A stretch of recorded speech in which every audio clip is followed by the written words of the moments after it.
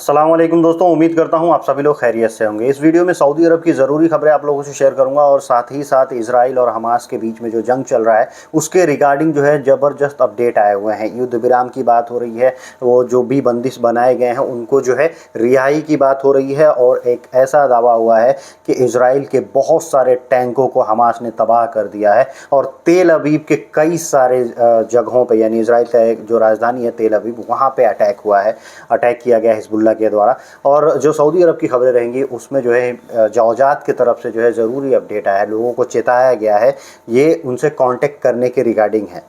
तो ये सब चीज़ें जो है इसमें आप लोगों से शेयर करूंगा, वीडियो आखिर तक देखिएगा। चलिए वीडियो की शुरुआत करने से पहले आप लोगों से गुजारिश करता हूं, अगर आप लोग मेरे चैनल पे नए हैं तो चैनल को सब्सक्राइब करके ऑल नोटिफिकेशन ऑन कर लें। फेसबुक इंस्टाग्राम पे अभी तक फॉलो नहीं किया तो आप मुझे फॉलो कर सकते हैं। आपके कुछ भी कंसर्न डाउट ट्रैवलिंग के रिगार्डिंग, टिकट वीज़ा के रिगार्डिंग रहे तो आप मुझे कॉन्टैक्ट कर सकते हैं। वीडियो की शुरुआत में सबसे पहले जो अपडेट आप लोगों से शेयर करना चाहूँगा वो तेल अवीव जो शहर है इजराइल का, जो राजधानी है, वहाँ पे 4 जगह बम गिरे हैं। बमबारी तो बहुत की गई है हिजबुल्लाह की तरफ से, लेकिन 4 जगह जो है 4 एरिया में उन्होंने ज़्यादातर टारगेट किए हैं। वहाँ पे जो है बताया जा रहा है कि सेंट्रल तेल अवीव में जो है, सेंट्रल इजराइल में जो है काफ़ी तबाही हुई है। जो और अपडेट है, ज़रूरी अपडेट आप लोग शेयर करना चाहूँगा। एक ट्वीट था जो आईडीएफ की तरफ से किया गया था, यानी इजराइल डिफेंस फोर्सेस की तरफ से एक ट्वीट किया गया था पहले, और जिसमें बताया गया था कि हम जो है जितने वहाँ पे हॉस्पिटल्स वगैरह हैं उनको भी टारगेट कर रहे हैं। हॉस्पिटल्स को, मिलिट्री के जो कैंप वगैरह बने हुए हैं उस पर भी हम टारगेट कर रहे हैं, उस पर भी बमबारी कर रहे हैं, ऐसा ट्वीट करके जानकारी दिया गया था। लेकिन बाद में उस ट्वीट को डिलीट कर दिया गया था, लेकिन इसका स्क्रीनशॉट जो है ये बच गया था। स्क्रीनशॉट किसी ने लेके रख लिया था और ये स्क्रीनशॉट अभी शेयर किया है जो अल जज़ीरा चैनल है, उन्होंने शेयर करके बताया है कि देखिए इनकी मानसिकता, इन्होंने खुद माना था, खुद बताया था कि हम जो है टारगेट कर रहे हैं हॉस्पिटल्स को और जो लेजिटिमेट मिलिट्री कैंप वगैरह होते हैं उसको भी टारगेट कर रहे हैं। यहाँ पे जो रिफ्यूजी कैंप होते हैं जहाँ पे लोग जाके रहते हैं उसको टारगेट कर रहे हैं, वहाँ भी बमबारी कर रहे हैं। पहले माने फिर बाद में डिलीट कर दिया ट्वीट को। ये ट्वीट आईडीएफ के द्वारा किया गया। तो हमास की तरफ से दावा किया गया है कि लगभग इजराइल के 160 जो है टैंक या उनकी बख्तरबंद गाड़ियों को तबाह किया गया है हमास के द्वारा। ये जो जमीली स्तर पे लड़ाई हो रही है, गाजा में जो घुसे हुए हैं इजरायली फ़ौज के लोग और वहाँ पे जाके अटैक कर रहे हैं, ज़मीनी लड़ाई हो रही है, उसमें जो है तबाही का सामना करना पड़ रहा है इजराइल को, क्योंकि हमास उन पे भारी पड़ रहा है ज़मीनी कार्रवाई में। और हमास ने अभी तक ये दावा किया है कि मात्र 24 घंटे में जो है 160 इजरायली टैंक जो है वो मार गिराया गया है या उसको बर्बाद कर दिया गया है। और ये जो 24 घंटे के अंदर इतने टैंक मारे गए हैं, इसमें जो है लगभग 4 जो है इजरायली फ़ौजियों को भी मार गिराया है हमास के लोगों ने। अब ये जो है जंग जो है और ख़तरनाक हो रहा है, ज़मीनी स्तर पे हो रहा है, तो इसको जो है रोकने की भी बात हो रही है, युद्ध विराम की भी बात हो रही है कई जगह से।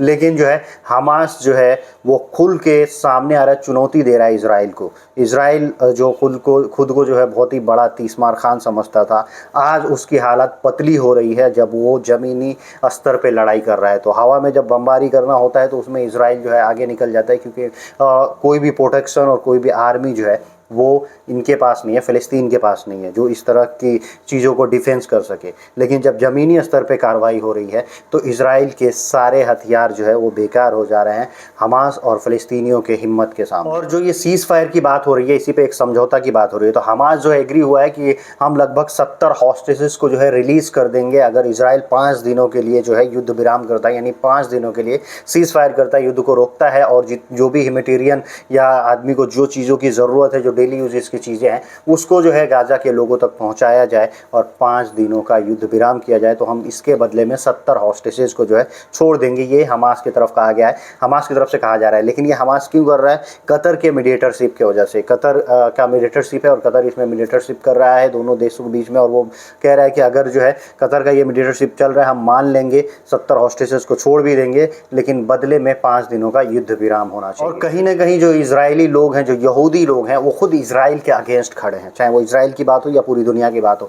एक जो है लेटेस्ट खबर आई हुई है जो कि अमेरिका से है। अमेरिका में जो इजराइल का दूतावास है वहाँ पे खुद यहूदी लोगों ने प्रोटेस्ट किया और नॉट इन आवर नेम लिख के टी शर्ट पहने ब्लैक कलर के और घूमे, मतलब हमारे नाम पे ये मत करो भाई इजराइल तुम, कि हम यहूदियों के लिए ये सब चीज़ें कर रहे हैं। भारी जो है प्रोटेस्ट हुआ वहाँ पे इजराइल दूतावास के सामने अमेरिका में। अब जो है बात कर लेते हैं सऊदी अरब की कुछ ज़रूरी खबरों की। सऊदी अरब के सिक्योरिटी डिपार्टमेंट की तरफ से ये लोगों को बताया गया है कि अगर आप सऊदी अरब में हैं, या चाहे आप सिटीजन हो चाहे गैर मुल्की हो, अगर आप किसी ऐसे वर्कर को जो रेसिडेंसी या वर्क रेगुलेशन के खिलाफ वर्जी कर रहा है, वायलेशन कर रहा है, उसको आप ट्रांसपोर्टेशन, काम या फिर रहना वगैरह मुहैया करवा रहे हैं, तो आप जब पकड़े जाएंगे, अगर आप गैर मुल्की होंगे तो पकड़े जाने पे जो है आपको 6 महीने की लगभग जेल होगी, 1 लाख रियाल का फाइन लगेगा, और उसके बाद से अगर एक्सपार्टिएट वर्कर है यानी बाहरी वर्कर है तो उसको डिपोर्ट कर दिया जाएगा। और अगर जो है वो वर्कर या काम करने वाला या फिर सऊदी शहरी होगा तो उसके ऊपर जो कार्रवाई की जाएगी वो नहीं बताया गया है। लेकिन जो गैर मुल्की हैं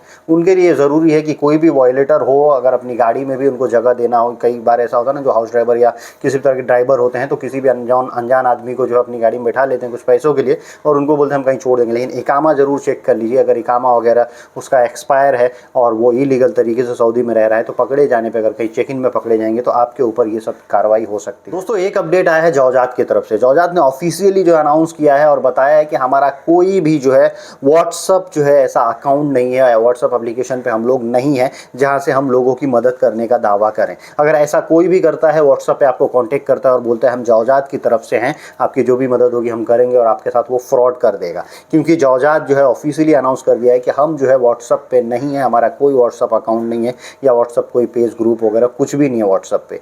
तो ये चीज़ों का आप ध्यान रखिए। व्हाट्सअप के जरिए अगर कोई कांटेक्ट करता है तो ये आपको जो है धोखाधड़ी का सामना करा देगा, क्योंकि ये किसी भी तरह से फ्रॉड कराएगा और आपसे पैसे जो है ऐंठ लेगा। जौजात ने ये क्लियर वीडियो करता हूँ यही समाप्त। उम्मीद करता हूँ वीडियो इन्फॉर्मेटिव लगी होगी। अगर आप गल्फ कंट्रीज़ में रहते हैं, ट्रैवलिंग के रिगार्डिंग कोई भी अपडेट, कोई भी इन्फॉर्मेशन चाहिए रहता है, आप मुझे कॉन्टैक्ट कर सकते हैं। जितने भी लोग गल्फ कंट्रीज़ में रहते हैं, खास करके हिंदी वासी या उर्दू वासी, तो उनके लिए जो है मैं अपडेट्स और जानकारी वहाँ की लेके आते रहता हूँ। Thank you guys, thank you for watching.